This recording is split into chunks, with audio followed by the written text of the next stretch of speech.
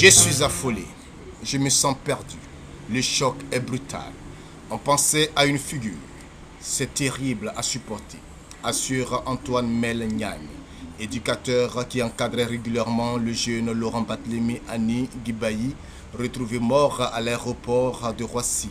C'était le mercredi 8 janvier au matin dans le train d'atterrissage d'un avion reliant Abidjan à Paris. L'adolescent élève de Yopougon a voulu rallier l'Europe sans prévenir ses parents. Aveuglé par ce rêve d'Eldorado, il est mort à 14 ans, congelé dans un puits d'atterrissage de Boeing 777 de la compagnie Air France. L'équipe pédagogique du lycée Simone Gbagbo de Yopougon est sous le choc après la révélation de l'identité de l'enfant retrouvé mort à Roissy. Son décès ne devait être annoncé à ses camarades que pour lundi. C'était le lundi 6 janvier, l'enfant a pris ses affaires. Il est censé venir au cours. Ce n'est que le soir que ses parents ont constaté son absence, se souvient Liliane Ngoran, la censeur du lycée. Le mardi matin, ils sont venus à l'école parce que leur fils n'avait pas dormi à la maison.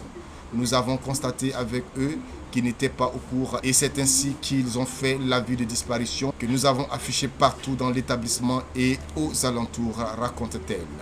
L'affiche montre un jeune homme frêle et pensif, bon en mathématiques et en physique selon des sources, mais très faible en sciences humaines et en français. Il venait de couper d'un avertissement pour travail insuffisant, selon son bulletin du premier trimestre avec cette mention « Concentrez-vous davantage ». Toutefois, M. Mel, à l'instar de l'équipe pédagogique, note qu'il se comportait bien. Ce n'était pas un enfant à problème. Il n'est pas mauvais. Il n'y a pas de grief d'un professeur ou d'un autre élève à son égard sur le plan disciplinaire. Pour pouvoir atteindre l'aéroport situé à une trentaine de kilomètres de son quartier, le jeune homme a dû traverser toute la ville. Puis, il a réussi à accéder au terrain d'atterrissage du Boeing 777 et s'y est agrippé au moment où l'avion s'apprêtait à s'élancer pour son décollage vers 22h55 mardi soir, explique le communiqué du ministre des Transports.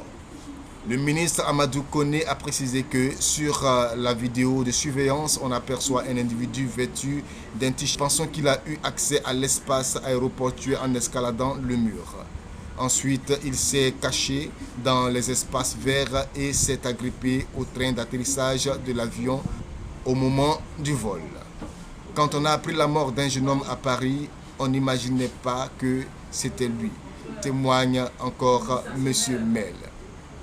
Mais jeudi, la gendarmerie de l'aéroport d'Abidjan est venue avec une sacoche trouvée près du tarmac qui contenait des affaires d'un enfant. Ils nous ont demandé si on reconnaissait le t-shirt. Tel le tricot de l'école qui portait l'effigie de l'établissement, celui des élèves de 4e. On a fait le rapprochement, explique Mme Goran qui a eu confirmation de l'identité vendredi après-midi. Chaque année, plusieurs milliers d'Ivoiriens sur les 25 millions d'habitants que compte le pays tentent d'immigrer clandestinement. Selon l'Organisation internationale pour les migrations, OIM, la Côte d'Ivoire se situe en 3e position des pays d'Afrique de l'Ouest en nombre de migrants clandestins.